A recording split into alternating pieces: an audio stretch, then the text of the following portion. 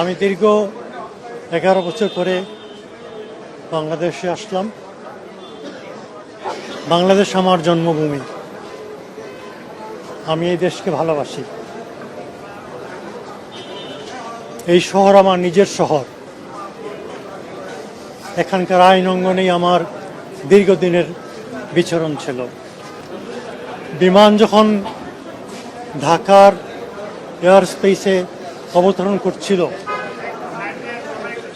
তখন আমি স্মরণ করছিলাম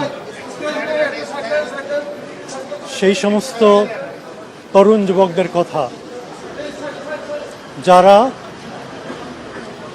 সর্বোচ্চ স্যাক্রিফাইস করে আজকে দেশ এবং জাতির জন্য একটি মুক্ত পরিবেশ করে দিয়েছে। কিন্তু আমাদের যুদ্ধ শেষ হয়ে যায়নি। প্রতিটি বিপ্লবের পরেই সমস্যার সৃষ্টি হয়।